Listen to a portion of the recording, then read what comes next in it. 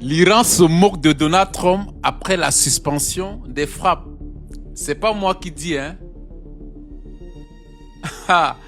Mesdames et messieurs, après que les États-Unis ont fait un virage à 360 degrés, annonçant la suspension temporaire des frappes, parce que disent-ils que les Iraniens ont appelé qu'ils voulaient négocier. En retour, c'est avec un sourire narquois que tous les dirigeants iraniens se moquent éperdument de Donald Trump. À chaque fois que les Iraniens sont prêts et ils attendent que les États-Unis donnent le go-ahead, les États-Unis font toujours du recul.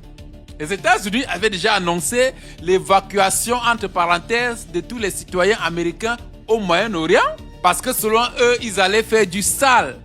Et entre-temps, l'Iran est resté tout froid, stoïque, sans bouger, les attendant qu'ils fassent un hic parce que l'Iran avait déjà aussi prévenu en retour qu'en cas de reprise des frappes, ce qui va se passer, ils n'ont jamais connu ça jusqu'à présent.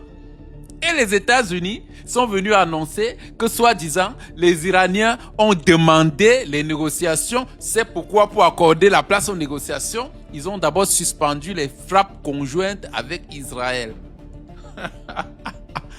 Entre-temps, ce sont les médias israéliens qui disent que les Iraniens se moquent éperdument de Donald Trump après qu'il ait fait un virage à 360 degrés.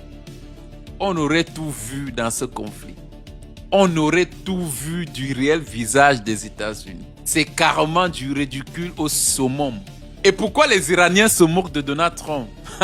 Parce que de un, les négociations dont il dit qu'il a laissé place, il n'en est pas le cas. Les Iraniens se demandent jusqu'à présent avec quel Iran Donald Trump dit vouloir encore négocier. Eux qui ont déjà dit que c'est mort les négociations. Les Iraniens ont dit que faites tout ce que vous pouvez là dans les airs, mais n'atterrissez pas, ne faites pas l'erreur d'atterrir sur le sol iranien. Ça va très mal se passer, très mal alors.